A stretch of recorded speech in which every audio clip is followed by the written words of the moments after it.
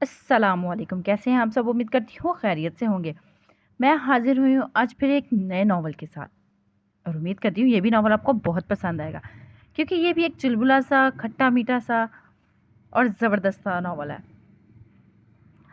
और इसका नाम है बदतमीज़ इश्क। और नाम से ही पता चल रहा है कि कैसा नॉवल हो सकता है और जिसके राइटर हैं रदाबा। आइए बढ़ते हैं अपने नॉवल की तरफ। इससे पहले आने वाले नए व्यूवर से गुजारिश करूँगी चैनल को सब्सक्राइब करें और बेल आइकन को प्रेस करें ताकि नई आने वाली हर वीडियो की अपडेट आपको मिलती रहे। Let's start. आज यूनिवर्सिटी में इसका पहला दिन था। आज से पहले वो कभी यूनिवर्सिटी नहीं आई थी। वो एक ज़हीन स्टूडेंट थी। मैट्रिक में भी 90% नंबर लिए थे पर ख़ानदान भर की मुखालफत ने इसे किसी बड़े कॉलेज में एडमिशन की इजाज़त ना दी। इसलिए इसने गवर्नमेंट कॉलेज से एफएससी किया था और वहाँ भी बोर्ड में टॉप पोजीशन हासिल की थी और शायद इसी वजह से इसमें खुद एतमादी आ गई थी और अब इसका स्कॉलरशिप पे इसे इस बड़ी यूनिवर्सिटी में आराम से एडमिशन मिल गया था। आज से पहले इसने सिर्फ नाम ही सुना था और आज यहाँ होना बिल्कुल ऐसा था जैसे ख्वाब का पूरा हो जाना। पर इसने ख्वाब भी कहाँ देखा था? वो इतने बड़े ख्वाब देखने की इजाज़त ही कब थी इसे? वो जानती थी अपने माँ बाप के हालात और ख़ानदान में इनकी पोजीशन। कितना सुनना पड़ा था इसके माँ बाप को। लेकिन बहरहाल इसे इस घुटनज़दा माहौल से आज़ादी मिल गई थी जहाँ हर गलती, हर मसले का कसूरवार वही होती थी। आज तक जिन तलीमी अदारों में इसने पढ़ा था वहाँ स्टूडेंट दरमियाने तबके के थे। लेकिन इस यूनिवर्सिटी की बात ही अलग थी। कराची की सबसे बड़ी यूनिवर्सिटी शानसे के लिए भी यहाँ एडमिशन लेना नामुमकिन होता अगर इसे स्कॉलरशिप ना मिलती। पूरा ख़ानदान की मुखालफत लेकर इसके बाबा जानी ने यहाँ तालीम हासिल करने के लिए फैसले में यस का साथ दिया था और इसे भी इनका मान रखना था। पर यहाँ आकर काफ़ी हद तक इसे अपने फैसले पर पछतावा हुआ था क्योंकि यहाँ शायद ही कोई स्टूडेंट हो जो किसी नॉर्मल फैमिली से ताल्लुक़ रखता। यहाँ की लड़कियों में और इसमें ज़मीन आसमान का फ़र्क था। वो सब जीन्स शर्ट पहने, स्लीवलेस शर्ट्स पहने, बाल खुले और फुल मेकअप में थी, जबकि शानज़ सादा से लिबास में ऊंची पोनी बांधे बगैर मेकअप के किसी और ही दुनिया की मखलूक लग रही थी। लेकिन इसके बावजूद इसके चेहरे पर कहीं कोई घबराहट नहीं थी। आंखों में ढेर सारे ख्वाब सजाए। वो इतनी ही बाएतमाद थी जितनी यहाँ तालीम हासिल करने वाली कोई और लड़की हो। इसका यूनिवर्सिटी आने का मकसद सिर्फ तालीम का हसूल था, ना कि इन लोगों को देखना और इन जैसा बनना। शान से अपने डिपार्टमेंट में पहुंच गई थी और इससे पहले कि वो किसी से अपनी क्लास का पूछती तभी एक लड़का इसके पास आया। एक्सक्यूज मी, आप न्यू स्टूडेंट हैं? BSc first semester? शानज़ ने इस बात में सर हिलाया। "मे- मेरा नाम प्रोफेसर मस्तंसर है, मेरे साथ आ जाएं।" जी आप? शानज़ अपनी बात मुकम्मल करती से पहले ही वो इसकी बात सुने बगैर आगे बढ़ गया था। प्रोफेसर मस्तंसर की उम्र ज़्यादा न थी। 6 फुट से निकलता हुआ कद, साफ रंगत, सलीके से बने बाल, व्हाइट शर्ट और ब्लू जीन्स पहने आस्तीनों को कोहनियों तक फोल्ड किया हुआ था। हाथ में एप्पल के न्यू मॉडल का मोबाइल लिए वो इसके आगे चलते हो। उम्र और हुलिये से कहीं से भी प्रोफेसर नहीं लग रहे थे, बल्कि इसे तो वो किसी फिल्म के हीरो लग रहे थे। तभी वो कंफ्यूज हो रही थी। शानज़ ने सीनियर की शरारतों के बहुत से किस्से सुन रखे थे, लिहाजा इसने सब्र का मजीद आजमाने से गुरेज किया और सीधा सीधा सवाल ही कर लिया। आप सच में प्रोफेसर हैं? चेहरे पर दुनिया भर की मासूमियत सजाए वो काली गहरी बड़ी बड़ी आंखों से वो प्रोफेसर मसंसर को ही देख रही थी। क्यों, आपको कोई शक है क्या? जो उसने मुड़कर शानज़े की काली गहरी बड़ी-बड़ी आँखों में देखा। नहीं, मेरा ये मतलब नहीं था, दरअसल आप। मैं क्या? वो अभी भी इनकी आँखों में देख रहा था। बहुत यंग हूँ या हैंडसम हूँ? अगर बगैर फेल हुए पढ़ा जाए तो इंसान यंग एज में भी पढ़ लेता है। अपनी हँसी दबाते हुए इसने शानज़े की बात को काटते हुए कहा, और अगर अब भी यकीन नहीं था तो फिर हम डिपार्टमेंट को कॉरिडोर के पास चलते हैं, ठीक है? अब की बार एक-एक लफ्ज़ को काफ़ी चबा कर कहा गया था। नहीं sir, I am really sorry, मेरा ये मतलब नहीं था। अब वो वाक़ई शर्मिंदा नज़र आ रही थी। ओके तो चलें फिर, वो कहता हुआ आगे बढ़ गया था। वो काफ़ी देर से क्लास के बाहर खड़ी थी। प्रोफेसर मस्तनसर इसे बाहर खड़ा करके गए हुए थे ताकि आने वाले हर स्टूडेंट का नाम वो लिख सके। ऐसा करने की तईद भी इसका प्रोफेसर ने की थी। वो चाहते थे कि कोई भी स्टूडेंट क्लास में बिना अटेंडेंस के ना जाए। शान से अपना काम पूरी ईमानदारी से करी थी। सब स्टूडेंट्स आ चुके थे, लिहाजा वो क्लास में दाखिल हो ताकि प्रोफेसर को इन्फॉर्म कर सके। मैं कम इन सर? इसने दरवाजे पर खड़े होकर पूछा। यस कम इन, डाइस के पीछे खड़े अधेड़ उम्र शख्स ने अंदर आने का इशारा करते हुए कहा। शानज़ा के अंदाज़े से मुताबिक प्रोफ़ेसर को होना चाहिए था। वो अपनी सोचों में गुम डाइस तक आई थी। जी बेटा बोलिए, नहायत नर्म लहजे में दोबारा पूछा गया था। जी मुझे प्रोफ़ेसर मस्तनसर से मिलना है। शानज़ा ने झिझकते हुए कहा। जी बोलिए। इस आदमी ने दोबारा कहा। हद दर्जा शरीनी लहजे था। जी वो मुझे प्रोफ़ेसर मस्तनसर से बात करनी है। काफ़ी अटक-अटक कर इसने दोबारा अपनी बात दोहराई थी। शांसे का सारा एतमाद गायब हो चुका था। जी बेटा, मैं ही प्रोफेसर में सेंसर हूँ। प्रोफेसर ने अपनी मुस्कुराहट को दबाया था। शायद वो समझ गए थे कि शांसा किसी मजाक का हिस्सा बनी है, लेकिन वो उससे शर्मिंदा नहीं करना चाहते थे। जबकि इनकी बात सुनकर शांजा को लगा वो जमीन पे गिर जाएगी, यहाँ पे क्लास की छत इसके ऊपर गिर जाएगी। जबकि पूरी क्लास में ही खी की आवाजें आ रही थी। शायद प्रोफेसर साहब का डर था कि तभी कोई खुल के कुछ कह ना सका। सॉरी सर, मुझे कोई गलत फहमी हुई थी, शांजा ने मरी मरी आवाज में कहा था। इट्स ओके बेटा, आप अपनी क्लास में जा सकती हैं। Thank you sir. वो जाने के लिए पलटी ही थी कि शांजे की नज़र इस पर पड़ी। आखिरी रो में चेहरे पर गहरी मुस्कुराहट से वो चेयर पे विराजमान ऐसे विराजमान था जैसे कोई बादशाह अपने तख्त पे बैठा हो, जबकि अपनी तमाम तर तवज्जो से शांजे को ही देख रहा था। एक आग थी जो शांजे की आंखों में जल रही थी, जबकि इसकी आंखों में तो शरारतों की कोसों कज़ा बिखरी हुई थी। तभी इसने सर पे सलूट के अंदाज से हाथ लगाया था, जैसे अपनी शानदार परफॉर्मेंस पे दांत वसूल करना चाह रहा हो। जब जबकि शांसे ने इसे खा जाने वाली नजरों से देखा। अरे यार, आज तो मजा ही आ गया। क्या बेवकूफ बनाया है, रानिया ने चेयर खींचते हुए बोली। शक्ल देखी थी उसकी, बस रोना ही बाकी रह गया था। सॉरी सर, मुझसे गलतफहमी हो गई शायद, मौसी ने नकल उतारने वाले अंदाज में बोला था। वो सब अब कैंटीन में बैठे शांजे का मजाक उड़ा रहे थे। बस हो गया अब तुम सबका, मैं शर्त जीत चुका हूँ। अब शर्त के पैसे निकालो, वो भी पूरे 10,000। मजाक नहीं है, शर्त जीती है। वो भी बड़े जोश से बोला था। मानना पड़ेगा तेरा टैलेंट, कैसे तूने इसको बेवकूफ़ बनाया। मौसी ने इसको पैसे देते हुए बोला, जबकि शांजा इसके पीछे खड़ी साकित हो गई थी, जैसे किसी ने इसके कानों में सूर फूंक दिया हो सिर्फ चंद हजार रुपयों के लिए। इसे इसका मजाक बनाया गया था। जबकि वो लोग फिर से इसका मजाक उड़ा रहे थे, तभी रानिया की नज़र शांजा पे पड़ी। वो चुप सी होगी। जब यूसुफ अब तक पीठ मोड़े ही खड़ा था, रानिया की नजरों के ताक़ुब में मुड़कर वो ठटक गया। ये तो वो जानता था, आज नहीं तो कल इसे शांसा का सामना करना ही पड़ेगा, पर इतनी जल्दी इसके वहमो गुमान में भी नहीं था। वो दोनों एक दूसरे के करीब आए। सब सुन लिया क्या? अच्छा सॉरी, शर्त जीती थी यार, बस शर्त के लिए ही किया वो सब। यूसुफ ने जलते हुए अंगारों पर पानी डाल दिया था। ओ प्लीज़, अब तुम कोई माँ बहन वाला लेक्चर मत स्टार्ट कर देना, और प्लीज़ रोना तो बिल्कुल मत, क्योंकि मुझे चुप कराना नहीं आता और लेक्चर सुनने का भी मेरा मूड नहीं है। ये बस छोटा सा एक मजाक था। जानता हूँ तो मुझे गुस्सा आ रहा होगा, थप्पड़ भी मारना चाहती होगी, राइट?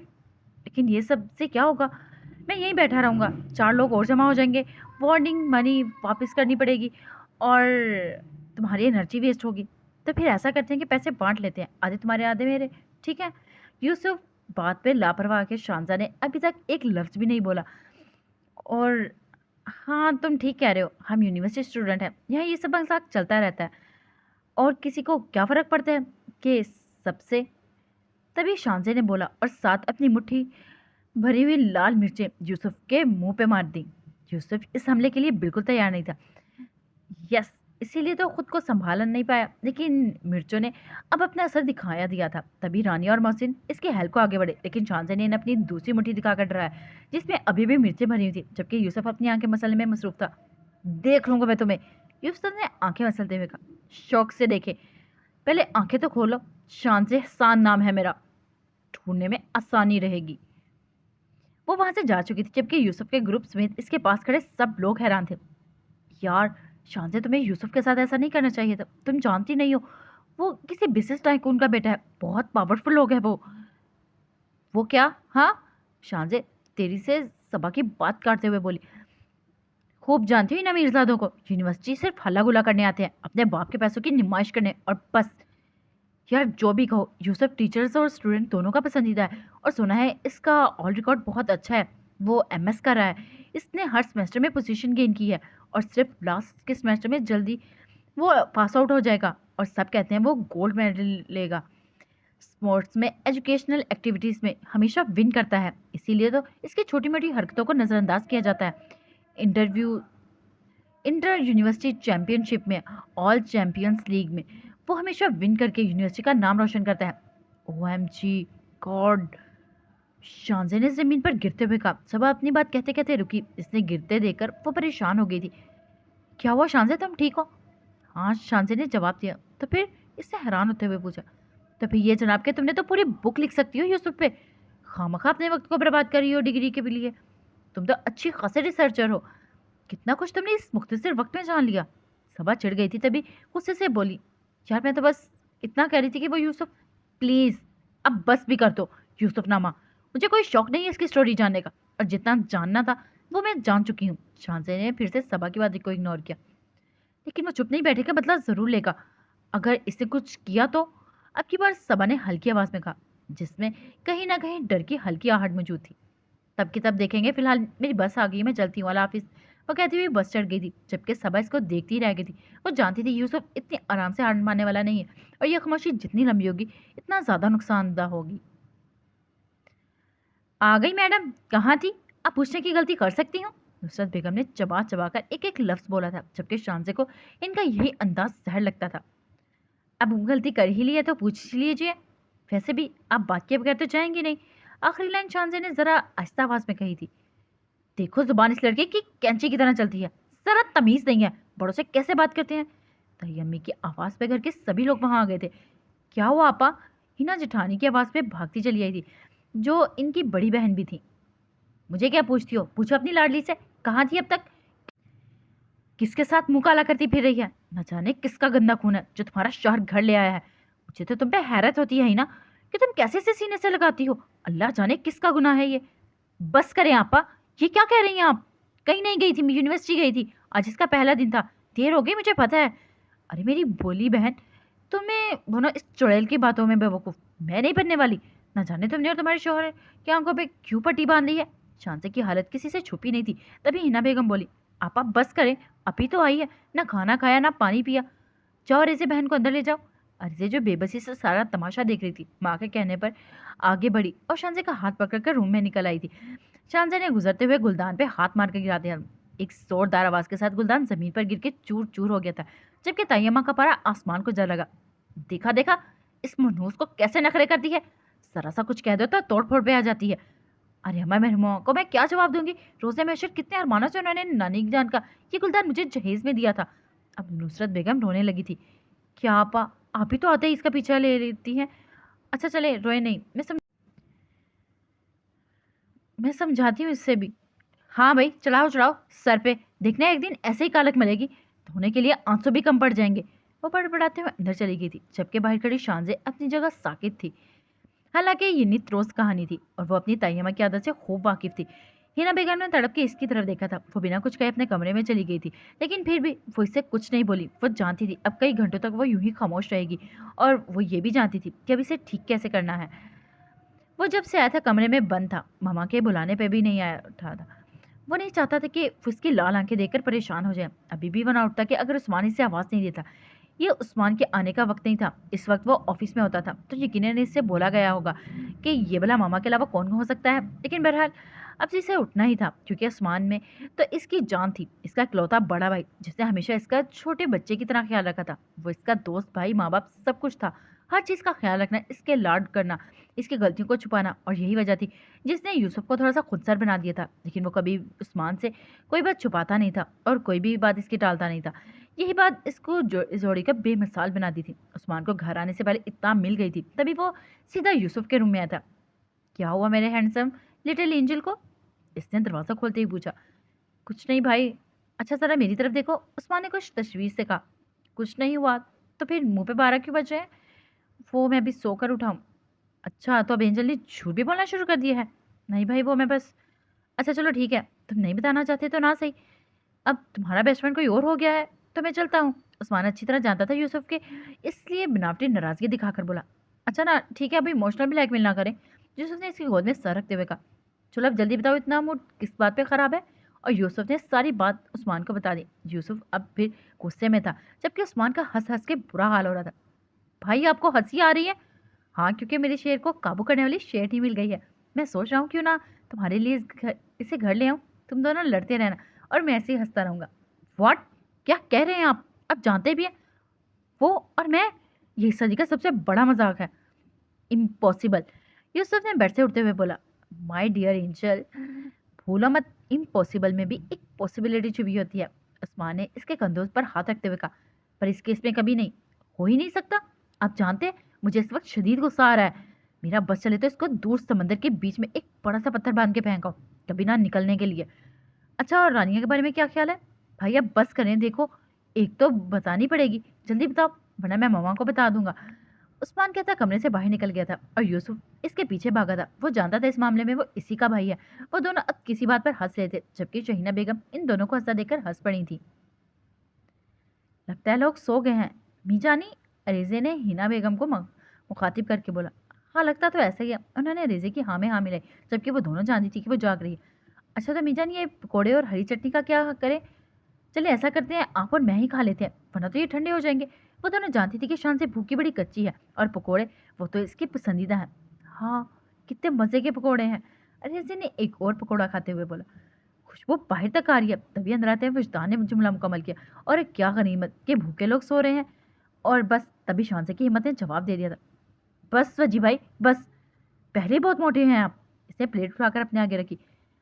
खाला जानी, देख रही हैं आप, आपके होते हुए भी ये सलूक हो रहा है मेरे गरीब के साथ। बची ने मसनून नाराजगी से बोला, जबकि रेजे और मीजानी तो इसको देखकर ही खुश हो रहे थे। मुश्तान मुसलसल पकौड़े लेने की कोशिश में था, लेकिन वो भी शान से है, मजाल है एक भी लेने दिया हो। थक हार कर वजदान बैठ गया था, इसका मुंह गुस्से से फूल गया था। तभी शान से इसके मुंह के आगे पकौड़े किया, जिसे इसने नाराजगी से ही पर खा लिया था। इसका फूला मुंह देखकर शानजे की हंसी कंट्रोल नहीं हो रही थी। फिर अचानक वो सीरियस हो गई थी। बस करें वजी भाई, आपको ये सूट नहीं करता। और कब तक ड्रामा करेंगे आप मीजानी और रेजे के साथ मिलकर? जब तक मेरी छोटी सी डोल का मुंह ठीक नहीं हो जाता। बची ने इसके गर्दन में हाथ डालते हुए कहा। जानती हो ना तुम दुनिया की सबसे प्यारी बहन हो। शानजे ने हाँ में सर हिलाया। चलो बूढ़ा, अब मुंह ठीक करो। शाबाश। वो इसके सर पर हाथ फेरता हुआ नीचे आ गया था। शानजे के मुस्कुराने से वो तीनों पुरसुकून हो गए थे, पर शानजे के अंदर उठने वाले तूफान से बेखबर थे। अल्लाह जाने ये तूफान किस तरफ जाना था और इसमें किसने बहना था। जब वो डिपार्टमेंट में पहुंची तो 9:15 हो रहे थे, जिसका मतलब ये था कि पेपर शुरू हो चुका है। वो जल्द से जल्द क्लास में जाना चाहती थी, इसलिए भागने वाले अंदाज में सीढ़ियां चढ़ने लगी। तभी सामने से आते किसी ने खौफनाक चीख मारी, जिसकी वजह से शानजे का तवाज़ुन बिगड़ा था। गिरने के खौफ से इसकी आंखें बंद हो गई थी, लेकिन इससे पहले कि वो सीढ़ियों से मुंह के बल गिरती, किसी ने इसका हाथ थाम लिया था। वो गिरने से बच गई थी, पर अभी भी खुद को हवा में लहराता हुआ महसूस कर सकती थी। शानजे ने डरते डरते आंखें खोली। तुम? सामने खड़ा शख्स कोई और नहीं, यूसुफ ही था। और यही बात शानजे का मूड खराब करने के लिए काफी थी। तुम्हारी हिम्मत कैसे हुई मेरा हाथ पकड़ने की? रिलैक्स मिस शानजे हसान, मैं भी मरा नहीं जा रहा तुम्हारा हाथ पकड़ने के लिए। फूलो मत, मैं मदद की है तुम्हारी, तुम्हें गिरने से बचाया है मैंने, वरना। यूसुफ ने सीढ़ियों की तरफ इशारा किया। नौसेद, thank you, thank you my foot. क्या होता है, ज्यादा से ज्यादा गिरी जाती ना। तुम्हारे हाथ पकड़ने से तो यही बेहतर था। शानजे का गुस्सा आसमान से बातें कर रहा था, और वह यह भी भूल गई थी कि वो अभी तक यूसुफ के रहमो करम पे है। अच्छा, एक बार सोच लो, यूसुफ ने जिसे वार्न किया था। हाँ, सोच लिया, शानजे ने इसकी आंखों में देखते हुए कहा। I am impressed. और साथ ही यूसुफ ने इसका हाथ छोड़ दिया था। एक जोरदार चीख शानजे के मुंह से निकली थी, और अब इसका पाँव तीसरी सीढ़ी पे ही था कि यूसुफ ने इसे संभाला था। कैसा लगा मेरा स्टाइल? यूसुफ का अंदाज चिढ़ाने वाला था। तुम्हारा दिमाग तो ठीक है, समझते क्या हो खुद को? वो भी बता दूंगा, लेकिन किसी दिन फुर्सत में। मेरा ख्याल है कि अभी डिटेल से ज़्यादा इंटरेस्ट तुम्हें अपने पेपर में होगा। यूसुफ ने इसकी कलाई पे बंधी घड़ी के सामने, ये जो 9:30 बजा रही थी, तुम्हें बहुत में देखूंगी, वो कहती हुई क्लास की तरफ भागी थी। शौक से, मैं इंतज़ार करूंगा, जल्दी आना, पिक्चर अभी बाकी है मेरे दोस्त। पीछे से यूसुफ की आवाज़ आई। अल्लाह अल्लाह करके पेपर खत्म हुआ था। कितनी मुश्किल से इसने मैम कुलसुम से पेपर देने की इजाज़त ली थी। कितनी माफ़ी मांगनी पड़ी थी इसे, हालांकि वो जानती थी कि इसे राज़ी करना या ऊँट के आगे रिक्शा बिठाना एक ही बात है, लेकिन फिर भी इसने मना ही लिया था। वो पेपर देकर क्लास से निकल रही थी जब मिस कुलसुम ने इसे आवाज़ दी थी। शानजे, आपका असाइनमेंट कहाँ है? आप शायद भूल रही हैं, आज लास्ट डेट है। सॉरी मिस, मैं भूल गई, मेरे बैग में है, अभी आपको दे देती हूँ। शानजे ने बैग में देखना शुरू किया, पर असाइनमेंट नहीं था। क्या हुआ शानजे, where is your assignment? Miss Kulsum, जो बहुत देर से शानजे को बैग के साथ जंग करता देख रही थी, तंग आकर पूछने लगी। मिस, वो मेरा असाइनमेंट मिल नहीं रहा। हद है लापरवाही की। मैं आपको कितना जिम्मेदार समझती थी, लेकिन अफसोस, आपको तो मतलब ही नहीं पता। पहले पेपर में लेट, और अब वो कहती है क्लासरूम में। मैम प्लीज़ मेरी बात सुने, मुझे एक मौका तो दे, मैं सच में असाइनमेंट लाई थी। अच्छा, तो फिर कहाँ गया? अब वो रुकर से मुखातिब हुई थी। मैम शायद यहीं कहीं मिस हो गया है, मैं अभी ढूंढ के आपको दे दूंगी, प्लीज़ मैम मुझे एक मौका तो दे प्लीज़। ठीक है शान से, आपको ये मैं आखिरी मौका दे रही हूँ। अगर आप 1 बजे तक असाइनमेंट जमा करवा देती हैं तो नंबर आपको मिल जाएंगे, वरना मैं मजबूर हूँ, अपने असूल में किसी के लिए नहीं बदलती। न जाने क्या था शानजे की बातों में कि मिस कुलसुम रिजवी, जो अपने नाम की एक ही थी, जिन्होंने हमेशा अपने असूलों को अहमियत दी थी, आज बार बार शानजे एहसान के लिए अपने असूल खुद ही तोड़ रही थी। Thank you ma'am, thank you so much. Miss Kulsum वहाँ से जा चुकी थी, तभी सबा वहाँ आई और शानजे, क्या हुआ, तुम्हें इतना लेट कैसे होगी और तुम्हारा असाइनमेंट कहाँ गया? यार मत पूछो, आज का दिन मुझे शायद याद रहेगा। फिर इसने पूरी बात सबा को बताई। तभी शांजा के दिमाग में धमाका सा हुआ, जबकि सबा किसी यूसुफ पे ही अटक चुकी थी। यार यूसुफ ने तुम्हें बचाया? सच में? देखो तुमने इसके साथ जो सलूक किया, इसके बाद भी। इससे पहले कि सबा यूसुफ नामा शुरू होता, शांजा अपना बैग उठाकर चल पड़ी थी। कहाँ चली? सबा ने आवाज दी। तुम्हारे यूसुफ साहब का शुक्रिया अदा करने। रुको मैं भी आती हूँ, सबा ने अपनी चीजें समेटते हुए कहा। आदत के मुताबिक यूसुफ एंड इसका गैंग कैफे में ही दस्तयाब थे और जोरों शोरों से खुशखबरियों में मसरूफ थे। वो आए हमारे घर में, आई मीन कैफे में। खुदा की कुदरत, कभी हम इनको कभी कैफे को देखते हैं। यूसुफ ने झुककर सलाम पेश किया। ओ, तो ये तुम्हारा प्लान था? मुझे तुम्हें देखते ही समझ जाना चाहिए था, ये सब तुम्हारा किया धरा है। वैसे भी यहाँ मेरा और कोई दुश्मन हो सकता है? स्मार्ट। हाँ, ये सबने कहका लगाते हुए कहा। चुपचाप मेरा असाइनमेंट दो, शांति ने गुस्से से घूरते हुए बोला। असाइनमेंट? कौन सा असाइनमेंट? मैडम, मैं अपना असाइनमेंट जमा करवा चुका हूँ, यूसुफ ने कमाल डिटाई से मुजाहरा किया। बकवास बंद करो और मेरा असाइनमेंट मुझे वापस दो। ठीक है, लेकिन मेरी एक शर्त है, यूसुफ ने सीमंत पर हाथ बांधते हुए बोला। व्हाट? तुम भूल रहे हो, ये मेरा असाइनमेंट है। अच्छा, पर अभी तो मेरे पास है ना। इसने हाथ में पकड़ी फाइल इसके मुंह पे लहराई। इससे पहले कि शांजा इससे छीनने की कोशिश करती, उसने हाथ पीछे करके दूसरे हाथ से लाइटर जलाया और फाइल के पास ले गया। ओके बताओ, क्या शर्त है तुम्हारी? शांजा इसका इरादा भांपते हुए बोली। गुड गर्ल, यूसुफ ने टेबल पे बैठते हुए बोला। चलो अब अच्छे बच्चों की तरह मुझे सॉरी बोलो। और शांजा को लगा इसके कान खराब हो गए हैं। सॉरी? किस बात की सॉरी? यूसुफ ने फिर से लाइटर जलाया। ओके प्लीज सॉरी, शांजा ने अपने होंठों पे जबान फेरते हुए बोला। क्या कहा तुमने? मुझे आवाज नहीं आई। क्यों रानिया, तुमने सुना क्या? रानी ने जवाबन नामे सर हिलाया। Sorry, I said sorry. सुना तुमने? मैंने कहा सॉरी। शांजे समझ गई थी कि वो इससे क्या करवाना चाहता है। तभी शांजे ने अपनी पूरी कुव्वत से बोलती रानी और यूसुफ के मुकाबिल खड़ी हुई थी। क्या आप मुझे मेरा असाइनमेंट देंगे? शांजे की आंखों में नमी थी जो यूसुफ ने देख ली थी। तभी यूसुफ की एक बीट मिस हुई थी और ना चाहते हुए भी इसका हाथ शांजे की तरफ बढ़ गया था। शांजे ने असाइनमेंट लिया और चल पड़ी, जबकि यूसुफ अपनी टूर में वापस आ गया था। वो अब इसका ग्रुप फिर से अपनी मस्तियों में मसरूफ थे। तभी शांजे पलट कर यूसुफ के पास आई, टेबल पर रखा कोल्ड ड्रिंक से भरा गिलास उठाया और इससे पहले कि वो यूसुफ के मुंह पे फेंकती, इसने रफ्तारी से इसका हाथ पकड़ा। Know little doll, not every time. Yusuf ने अपनी हंसी मुश्किल से कंट्रोल करते हुए कहा। ज्यादा खुश मत हो, वक्त एक सा नहीं रहता। आज तुम्हारा, कल किसी और का। आज दिन तुम्हारा था इसलिए तुम बच गए, लेकिन हर बार किस्मत तुम्हारा साथ नहीं देगी। शांजा ने यूसुफ की आंखों में आंखें डालकर बोला। मुतालिया करने का शुक्रिया, पर तुम्हारी इत्तला के लिए दिन तो कुत्ते का होता है और शेर का तो जमाना। हमारा तो जमाना आएगा। यूसुफ ने अपना कॉलर सही किया था और इसकी बड़ी बड़ी काली गहरी आंखों में देखकर कहा। तो तुम खुद को खुद ही शेर समझते हो? हाँ बिल्कुल, यूसुफ ने सीने पर हाथ बांधते हुए कहा। चलो एक बात तो साबित हुई, तुम रहोगे तो जानवर ही, फिर चाहे शेर ही क्यों ना हो। क्यों?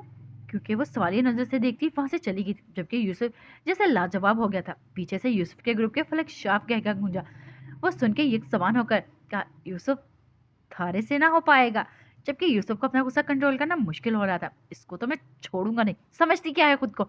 इसने दिल में खुद से ही वादा किया था और दूसरी तरफ शान से एहसान ने भी खुद से ऐसा ही कुछ वादा किया था। आज फिर इसका मूड खराब था, तभी वो सीधा अपने कमरे में आ गई थी।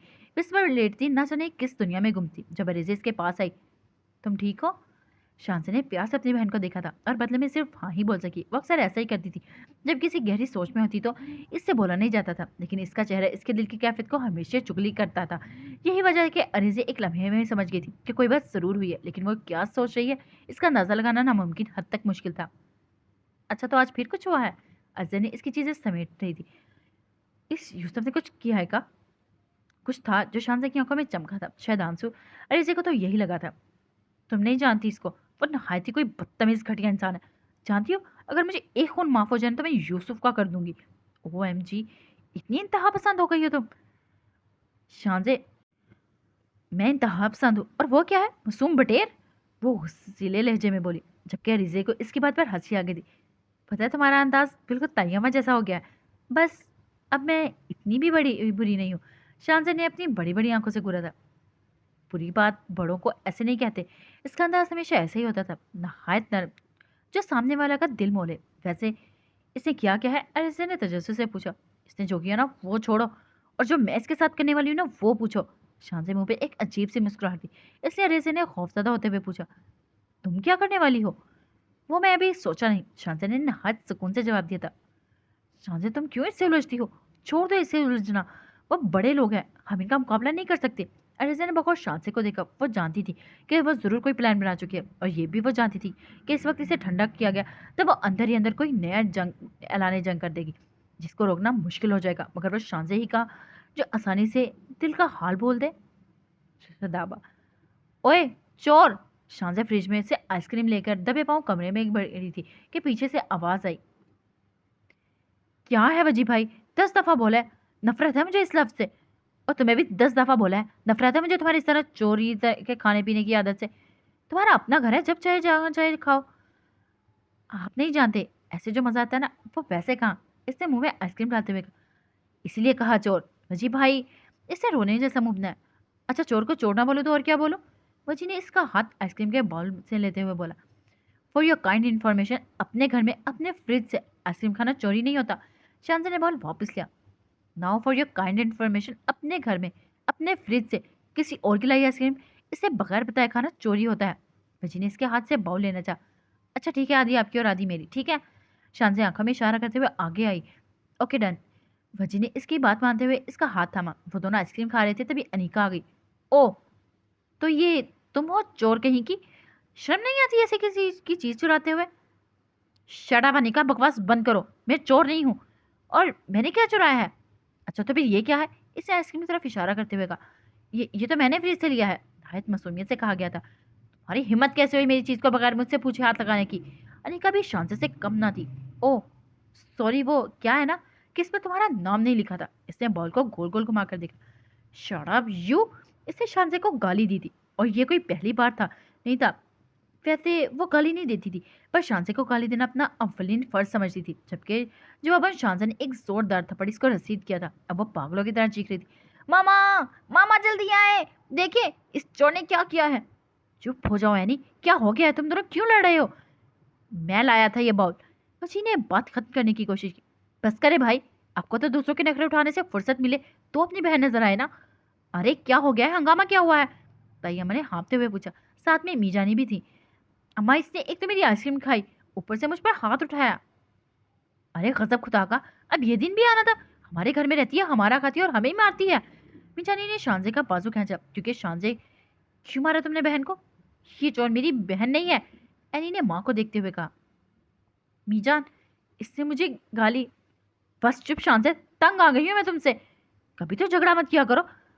अरे लो, कैसे नहीं करेगी झगड़ा, ये तो इसके खून में शामिल है। तय्यमी की जुबान से शोले बरसते थे। मीजा ने इसे मलामती नजर से देखा था। मामा प्लीज। बच्ची ने माँ को रोकने की कोशिश की थी। मैंने क्या गलत कहा? न जाने किन चोरों का खून है, हमारे तो खानदान में किसी को ये आदत नहीं है। मामा प्लीज, नीचे चलें। बच्ची अपनी माँ को बहन को कहकर नीचे ले गया था। चोर! लेकिन जाते जाते एनी ने चिंगारती फिर से भड़का दी थी। मगरिब होने वाली थी। वो बहुत देर से छत पे जाने वाली सीढ़ियों पे बैठी थी। बचपन से लेकर आज तक ये इसकी मखसूस जगह थी। वो जब भी परेशान हो या उदास होती थी तो यहाँ आकर बैठ जाया करती थी। शाम काफी गहरी होती जा रही थी। सूरज की पीली रोशनी रात की स्याही को निगलने में नाकाम हो रही थी। बंदे अपने अपने घरों की तरफ लौट रहे थे। वो अपनी सोचों में गुम होती जा रही थी। वो नहीं जानती थी कब इस घर में आई थी। वो जानती तो सिर्फ इतना थी, जब वो होश संभाला तो खुद के इस घर में पाया था। मीजान, पापा, दादी अम्मा, ताई अम्मा, ताया अबू, वजी भाई और अनिका अरेजे के साथ सब ने इस पे भरपूर मोहब्बतें निछावर की, सिवाय ताया और ताई के। दादी जान मजबूत और रौबदार शख्सियत के मालिक थी। दादा जान के बाद भी इनकी हुक्मरानी या रौब दबदबे में कोई फ़र्क नहीं पड़ा था, बल्कि शख्सियत में पहले से ज़्यादा निखार आ गया था। उन्होंने घर, कारोबार, अपने दोनों बेटों रिजवान महमूद और हसान महमूद वो अपनी इकलौती बेटी रुबीना की जिम्मेदारी पूरी ईमानदारी से उठाई। शादियों के फ़रज़ भी इन्होंने बड़ी खुशनसीबी और समझदारी से अदा किए। अपने बेटों के लिए अपने भाई की दोनों बेटियां ली, ताकि अपने खान घर और ख़ानदानी झगड़ों से बचा सकें। रुबीना की शादी भी इन खानदानों में की थी, पर शादी के बाद वो अपने शौहर और इकलौते बेटे के साथ लंदन चली गई थी। शुरू में वो हर साल आती थी, फिर आहिस्ता आहिस्ता ये फासला बढ़ता रहा। लेकिन दादी अम्मी के लिए यही काफ़ी था कि इन तीनों बच्चे अपनी ज़िंदगी में खुशो खुरम है। पर खुदा जाने इन घर को किसकी नज़र लगी, जब अचानक से एक दिन हसान कहीं से एक नन्ही सी गुड़िया उठा कर लाए और लाके हिना की गोद में डाल दी थी, जिसे उन्होंने बिना किसी नोक झोंक के सीने से लगा लिया था। सारी दुनिया को हैरत थी। हालांकि हसान खुद भी अल्लाह ने एक बेटी की रहमत से नवाजा था, तो फिर क्यों वो किसी बच्ची को घर ले आए थे? ये बात दुनिया वालों को हजम ना हुई थी। कुछ लोग तो यहाँ तक कहते थे ये एहसान का ही कोई गुनाह है। जो बातें लोग घर से बाहर करते थे वही बातें घर में भी हो रही थी। तय्यम और तयाब्बू को भी यही लगता था, ये बच्चे एहसान की किसी हमाकत की निशानी है, इसलिए इनको ये बात बिल्कुल मंज़ूर नहीं थी। कोई सड़क पे पड़ी बच्ची इनके घर में, इनके बच्चों के साथ पलकर इनके बच्चों को हक़ खाए, जबकि हसन ने ना सिर्फ़ इसे घर में रखने पर बर्ज़िद थे, बल्कि इसे अपना नाम भी देना चाहते थे। और दूसरी सूरत वो इस घर में नहीं रहेंगे। ताया अबू ने अपनी बीवी, जो कि हिना की बड़ी बहन थी, इनसे बात करके ताकि वो सड़क पे पड़ी बच्ची को वहीं पहुँचा दे। बल्कि बातों-बातों में ताई अम्मी ने अपने दिल की बात भी बहन से कर डाली कि ये बच्ची कहीं इंसान की तो नहीं है, तभी वो इसे अपने से दूर करने पर राज़ी नहीं। लेकिन हिना ने इस मामले में सिर्फ़ अपने शौहर का ही साथ दिया था। वो ये कहकर इन्हें अपने शौहर पे पूरा भरोसा है, पूरी दुनिया का मुँह बंद करवा दिया था। लेकिन वो एक बात भूल गई थी कि शिकस्त अक्सर अपनों के हाथों ही होती है। नदीजान के दबाव में आकर अगरचे बच्ची को घर में रहने की इजाज़त मिल ली थी, पर तायाबू और तायम्मी ने इसे देखना तक गवारा नहीं किया था। लेकिन बाकी सब इसे खुले दिल से तस्लीम किया था। दादी जान ने बड़े प्यार से इसे शानजे नाम दिया था। शानजे बचपन में बड़ी खामोश तबीयत और फर्माबरदार बच्ची थी। हर कहना मानना इस पे फ़र्ज़ था, जबकि अनिका इसकी निस्बत काफ़ी झगड़ालू और तूफ़ान बिलाखेज़ थी। ये सब तय और तयजान के बेजा लाड का नतीजा था। और क्यों ना होता, तयजान सखी इतने कि अपनी सखाफत पे आए तो हातिम ताई को भी मात दे। इनके अनायतों और कर्म नवाजियों से हर शख्स अपना हिस्सा पूरा पूरा वसूल करता था। इनके खजाने में अगर किसी के लिए कमी थी तो वो नन्ही सी जान शांजे के लिए थी, जो इन्हें एक आंख ना भाती थी। दस्ते शफकत दोई की बात उन्होंने कभी इस पे दो पल रुक कर देखना भी पसंद नहीं किया था। इनका ख्याल कि वो गंदगी का ढेर थी जिससे जीने का कोई हक नहीं था, और बड़े इस्तहाक से इनके सरों पर चढ़ाकर बैठी थी। माँ-बाप की आँखों से झलकती नफ़रत और हकारत अनीका से विरासत में मिली थी। यही वजह थी कि वो भी शांसे को पसंद नहीं करती थी। लेकिन वजी वजी तो इस पे जान छिड़कता था। इसके लिए तो वो गुड़िया थी, हँसने रोने वाली, शरारतें करने वाली। शुरुआत में हालात इतने ख़राब ना थे।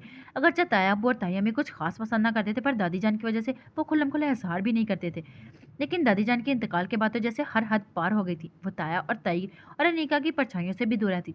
पर शौर की आगाही ने इसके डर और खौफ का मुकाबले की राह दिखा दी थी, और यही वजह थी कि शांति की जुबान और दिल में कड़वाहट भर गई थी, जिसे मीजान और बाबाजी या रिजे मिलकर भी खत्म नहीं कर पा रहे थे। न जाने कितनी देर वो इस तरह ही माजी की सितम रक्तियों में गुम रहती, जब अरिजे ने से आवाज दी, शानी, शानी, शानी, कौन सा चिल्ला काट रही हो यार? शानी क्या है? शांति ने कुछ चिढ़ते हुए नीचे झांक कर कहा। सख्त चिढ़ थी इसे नाम बिगाड़ने पर अरिजे जब भी मूड में होती तो वो ऐसे इसका नाम बिगाड़ती थी। जल्दी नीचे आओ, तुम्हें कुछ दिखाना है। ओहो, आ रही हूँ, ज़रा तो सब्र करो। हमेशा ऐसे चिल्लाती हो जैसे कानून का खजाना मिल गया हो, पर मिलती क्या है? तय्यमी की डांट। शानज़ ने मुंह बनाते हुए कहा, पर अरेज़े को देखकर वो ठटक गई। वो कुछ घबराई हुई थी, लग ही रही थी। तुम्हें क्या हुआ? ऐसे मुंह क्यों बनाया है जैसे इस बदतमीज़ यूसुफ को देख लिया हो? अरेज़े ने इसके सामने मोबाइल किया। तो क्या करूँ? इसका 10 बार देखा है। शानज़ ने चिढ़ते हुए कहा, तुम चुप करो 2 मिनट। मैं तुम्हें मोबाइल नहीं, ये वीडियो दिखा रही हूँ। और वीडियो देखकर शानज़ को लगा कि इसकी नसों में खून की जगह गुस्सा दौड़ रहा है, वो भी 1000 किलोमीटर की सेकंड की स्पीड से। शहज़ाद ने अपना पर्स उठाया और बाहर की तरफ चली, जबकि अरेज़े ने इसे आवाज़ देती रह गई थी। यूसुफ काफ़ी देर तक एक्सबीओक्स पे आईजीएन खेलने में मसरूफ़ था, लेकिन हर बार एक ख़ास पॉइंट पे आकर अपनी गाड़ी उल्टा रहा था। उस्मान, जो काफ़ी देर से सब नोट कर रहा था, बिलाखिर पूछने लगा, क्या मसला है तुम्हारे साथ? क्या मसला है भाई? यूसुफ ने स्क्रीन से नज़र हटाए बगैर ही जवाब दिया। ये मैं सवाल किया था शायद, उस्मान ने सीधे होते हुए पूछा। हाँ भाई, पर क्यों किया था? तभी यूसुफ ने एक बार फिर से कार उल्टा दी। स्क्रीन पे नजर आने वाली गाड़ी अब आग की नजर थी। सी, इसे पूछा। उस्मान ने स्क्रीन की तरफ इशारा किया। कुछ नहीं, बस ऐसे ही मूड खराब है। यूसुफ बड़ा मैं बराबर में आ बैठा। क्यों मूड खराब है मेरे शेर का? ओ भाई, आज के बाद मुझे ये शेर ना कहना। यूसुफ का अंदाज चिढ़ जाने वाला था। क्यों यार, ऐसा क्या हो गया? उस्मान ने ना समझने वाले अंदाज में पूछा। असल में वो कंफ्यूज था, क्योंकि वो हमेशा ही यूसुफ के ऐसे ही बोलाने का आदी था, और इससे पहले कि यूसुफ ने कभी इसे मना नहीं किया था। क्यों यार, क्या हो गया है? उस्मान ने फिर से पूछा। इतना तो वो अंदाजा कर चुका था, कोई ना कोई बात जरूर है। भाई, कुत्ता हो या शेर, क्या फर्क पड़ता है? रहेगा तो जानवर ही ना। यूसुफ ने इतनी मासूमियत से पूछा कि उस्मान अपनी हंसी को रोक ना पाया। भाई, यूसुफ ने मुंह बनाया। तो और क्या करूं? अच्छा, वैसे ये बताया किसने है तुम्हें? मिर्चों वाली ने? यूसुफ की खामोशी ने इसका जवाब दे दिया था। यार, पहले तो तुम ये बताओ, तुम दोनों पढ़ने जाती हो या लड़ने? देखो बेटा, ख्याल है अब तुम दोनों को सुलह कर लेनी चाहिए। अगर ऐसे लड़ते रहे तो मोहब्बत हो जाएगी तुम लोगों को। व्हाट? मोहब्बत? वो भी शान से एहसान से? नामुमकिन। जानते हैं, वो दुनिया की आखिरी लड़की भी हुई ना, तो मैं इससे शादी करने से बेहतर मरना पसंद करूंगा। जानते हैं, जिस लड़की से मुझे प्यार होगा वो इस दुनिया की सबसे हसीन लड़की होगी, और जब वो मेरी तरफ देखेगी ना, तो हवा में खुशबू फैल जाएगी। जब वो बोलेगी तो आसमान से बारिश बरसेगी। जब वो हंसेगी तो हवा में फूल बिखर जाएंगे, आसपास बैठे लोग गायब हो जाएंगे। और पता नहीं क्या-क्या होगा, लेकिन सब बहुत बहुत हसीन होगा। और शान से इसको देखकर जानते हैं कैसा लगता है? जैसे हम दोनों मैदान जंग में फुल असले से लेज़, जैसे हर तरफ गोलियाँ चल रही हो, बम ब्लास्ट का धुआँ हर तरफ फैला हो, आस-पास की पूरी दुनिया गायब हो। अगर कोई हो तो सिर्फ मैं और वो एक-दूसरे पर पिस्टल ताने। जिससे पहले गोली चलाई और वो जीत गया, वो अपनी धुन में मगन बोल रहा था, जब उस्मान की आवाज़ इसकी ख़याली दुनिया से बाहर निकाला। देखो यूसुफ, तुम मेरे छोटे भाई हो, इस लिहाज से मैं तुम्हें समझाना अपना फ़र्ज़ है। देखो बेटा, ये याद रखना, हँसी मज़ाक मस्ती अपनी जगह ज़रूर करो, लेकिन ये ख़याल रखो, इससे किसी की दिल आज़ारी ना हो और ना अपने दिल में किसी के लिए नफ़रत के जज़्बात रखो। ये नफ़रत ही है जो अच्छे ख़ासे इंसान को भी जानवर बना देती है। ये नफ़रत ही जो आपके शौर को मात देती है, इंतहाई गहराइयों में पहुँचा देती है। और जब तक आप इन सब से बाहर निकलते हैं, तो सब ख़त्म हो जाता है। भाई आप इतना सीरियस क्यों हो रहे हैं? वादा, मैं ऐसा कुछ नहीं करूँगा, जो मेरे लिए, आपके लिए, हमारी फ़ैमिली के लिए शर्मिंदगी का बायस बने। That's like a my good boy. वैसे मैं आज बात सोच रहा था। उस्मान ने इसके सर पर हाथ फेरते हुए कहा। क्या भाई? यूसुफ ने इसकी गोद में सर रखते हुए पूछा। यही कि दुनिया में तुम्हें शान से भी भुलवा देती है, नहीं? उस्मान ने अपने भाई के चेहरे पर बिखरे रंग बड़े गौर से देखे थे। भाई, आपको क्या हो गया? क्यों बार बार इस चुड़ैल का नाम लेते हैं? बुरी बात अभी क्या समझाया था तुम्हें? ओ भाई, इतना तो चलता है। आप नहीं जानते इसे, एक छोटा सा मजाक किया था, सॉरी भी किया इसके लिए, लेकिन इतनी अजीब बददिमाग लड़की है कि मुंह में आता है जो वो बोल देती है। देखो, किसी लड़के के बारे में ऐसे नहीं करते, और वो भी तब जब वो एक छोटी सी क्यूट सी भाभी हो। उस्मान ने मासूम बनाकर बोला। तभी पास पड़ा था कि यूसुफ ने खींच कर इसे मारा, लेकिन उस्मान ने बड़े आराम से इसे कैच कर लिया था। अब वो दोनों छोटे बच्चों की तरह भाग रहे थे। उस्मान भागता हुआ मम्मा के पीछे चला गया था। मम्मा, आप हट जाएं, आज आप बीच में नहीं आएंगी, यूसुफ ने अपने पकड़ने की नाकाम सी कोशिश करते हुए कहा। क्या हुआ यूसुफ, बताओ तो। मम्मा, अब पूरी सूरत से नावाकिफ थी, पूछने लगी। अरे बेगम, ये दोनों भाइयों का मामला है, मेरा ख्याल है अब बीच में ना आए। हुसैन साहब जो अखबार में घूमते, अब अखबार रखते हुए बोले। थैंक यू पापा। यूसुफ ने बाप को तो शुक्र निगाहों से देखा था, जबकि मामा अब तक उस्मान के सामने ही खड़ी थी। मामा अब हमेशा भाई की साइड लेती हैं। इस घर में कोई है नहीं जो मुझसे प्यार करता। वो किसी रूठे बच्चे की तरह जमीन पर बैठ गया था। उस्मान ने प्यार से इसे गले लगा और बाजू डाली। ये तो है, क्योंकि हम तुम्हें डस्टबिन से जो उठाकर लाए थे। पापा देखिए ना, यूसुफ ने रोने वाला मुंह बनाया, और उस्मान ने बड़े प्यार से इसकी पेशानी चूमी, और वह दोनों का कहकर फिजा में गूंजा था, जिसमें इनके मामा पापा ने भरपूर साथ दिया था। तभी बाहर से शोर की आवाज़ आई। यूसुफ की आवाज़ जानी पहचानी लगी। वो बाहर की तरफ लपका। मैडम रुक जाए, आप अंदर नहीं जा सकती, गार्ड ने वार्न किया। क्यों? क्या अंदर दरिंदे रहते हैं जो मुझे खा जाएंगे? इसने अपना शोला बरसाती नजरों से गार्ड को देखा। देखिए मैडम, साहब ऐसे हरगिज से नहीं मिलते। अगर आपने मजबूर किया तो हम घर से बाहर निकालना पड़ेगा। अच्छा, देखती हूँ कौन रोकता है। और वह कहती हूँ आगे बढ़ी थी कि यूसुफ को देखकर रुके, जबकि यूसुफ शांसे को देखकर हैरान और परेशान था। इतना तो वो जानता था कि वह इन लड़कियों में से नहीं है कि जो डर कर जाए और वो इस घर में पहुंच जाएगी। ये बात इसके वहमो गुमान में भी नहीं थी। पैर से जमीन निकलना क्या होता है, आज इसने महसूस किया था। शांसे तेजी से इसकी तरफ आ रही थी। तुम्हारा दिमाग तो ठीक है, तुम यहाँ क्या कर रही हो? यूसुफ इस पर चिल्लाया था। मेरा दिमाग ठीक है, और तुम्हारा मैं करने आई हूँ, शांसे ने बराबर जवाब दिया था, और बैग में कुछ तलाशने लगी थी। देखो, ये मेरा घर है, यहाँ कोई सीन क्रिएट मत करो। यूसुफ ने इसको बाजू से पकड़ के खींचा। अच्छा, और तुम जो मर्जी कीरते फिरो, हाँ? शांसे एक झटके से अपनी बाजू छुड़वाई थी। क्या किया है मैंने? यूसुफ ने परेशान होते हुए पूछा। शक्ल तो ऐसे बना रहे हो जैसे कुछ जानते ही नहीं, शांसे ने अपना फोन इसके सामने करते हुए कहा, जहां अब स्क्रीन पे इनके झगड़े की वीडियो चल रही थी। यूसुफ ने इसका हाथ से फोन लेना चाहा, लेकिन तभी शांसे ने इसे धक्का दिया। क्या बदतमीजी है, यूसुफ चीखा था। मामा पापा और उस्मान सब लॉन में आ गए थे। ओह, तो अब एक बदतमीज मुझे बताएगा कि बदतमीजी क्या है? तुम इस कदर घटिया और झूठे इंसान हो, मैंने सोचा नहीं था। अपने नाम नेहात अना की खातिर तो इतने गिर जाओगे, मैंने कभी सोचा नहीं। मुंह खोलने से पहले सच क्या है वो जान लो। यूसुफ ने इसे वार्न किया था। सच क्या है मैं देख चुकी हूँ, तुम्हें क्या लगता है तुम जो चाहे करो, तुम्हें कोई रोकेगा नहीं? और वो लड़कियां जो तुम्हारे आगे पीछे फिरती हैं, अपना नाम जोड़ना चाहती हैं, इनके साथ फिर के जो तुम लड़कियों की इज्जत करना भूल गए हो ना, ये सब क्या हो रहा है? उस्मान पापा ने फिक्रमंदी से पूछा। पापा आप रुके, मैं देखता हूँ। उस्मान जो कुछ मामला समझ रहा था, पापा को तसल्ली देता आगे बढ़ा। शान से क्यों सबके सामने अपना तमाशा बनवा रही हो? अब की बार यूसुफ की आवाज़ में मिन्नत थी। मैं सिर्फ अपना नहीं बल्कि तुम्हारा भी तमाशा बना रही हूँ, और वैसे भी तुम्हें तो अच्छा लगता है ना तमाशा करना, तो फिर आज इतना परेशान क्यों हो रहे हो? लेकिन ये तुम्हारा कसूर नहीं है, कसूर तुम्हारी परवरिश का है। बस! यूसुफ खुद पे काबू नहीं रख पाया और इसका हाथ उठ गया। इससे पहले कि शानज़े को यूसुफ का हाथ लगता, उस्मान ने इसका हाथ पकड़ के झटका।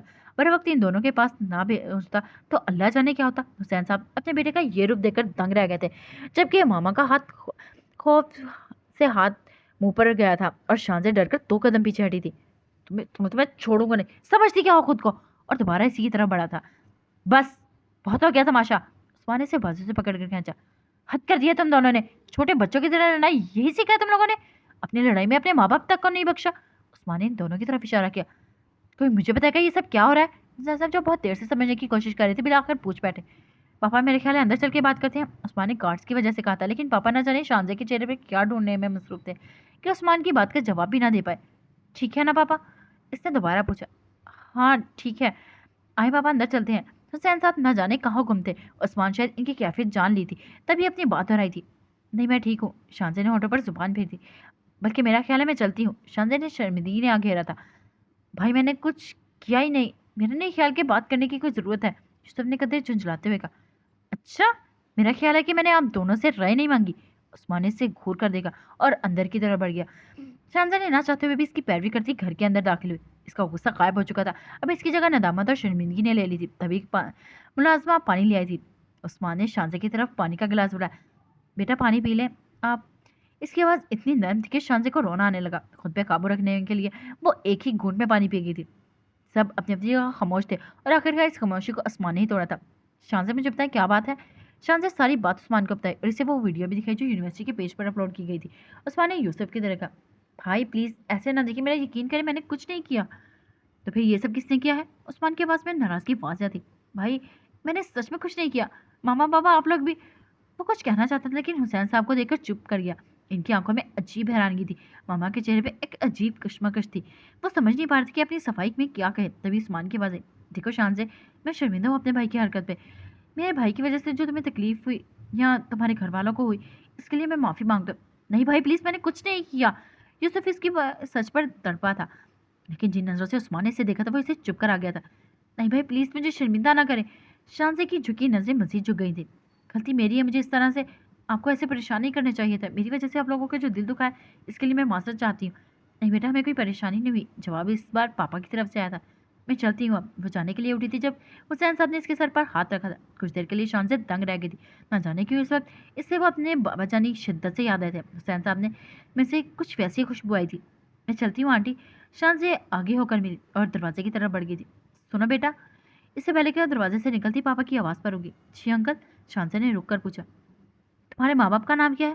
हुसैन ने इसके सवाल पे कमरे में खड़े तीनों लोग हैरान हुए थे, सिवाय शहाना बेगम के। जी मेरे पापा का नाम हसान है और मीजान का नाम हिना। शानजे ने कुछ झिझकते हुए बोला। ओह अच्छा। शानजे को इनके अंदाजे से लगा था जैसे इनकी तलाश खत्म हो गई हो, पर कुछ पूछने में हिम्मत नहीं पाई। उस्मान बेटा टाइम काफ़ी हो रहा है, अब शानजे को घर छोड़ें। जी पापा। उस्मान कहता हुआ बाहर निकल गया था, जबकि शानजे इसके पीछे ही चल पड़ी थी। हालांकि दिल मानने के लिए राजी न था, पर अब कोई मजीद सीन क्रिएट नहीं करना चाहती थी। यही जबकि यूसुफ की हालत शानजे से ज़्यादा ख़राब थी। इसके गुस्से की जगह अब नफरत ने ले ली थी, जिसकी लपेटें इतनी ज़्यादा थी कि इसकी आंखें लाल हो गारा हो गई थी।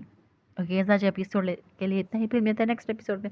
अपना ख्याल रखिएगा, दुआ में याद रखिएगा और उम्मीद करती हूँ ये लड़ाई झगड़ा, ये प्यार मोहब्बत आपको इस नावल में भरपूर मिलेगा। हमारे साथ बने रहिएगा, नॉवल को एंजॉय करिएगा और हमें फीडबैक लाजमी दीजिएगा। फ़ी अमानिल्लाह। अल्लाह हाफ़िज़।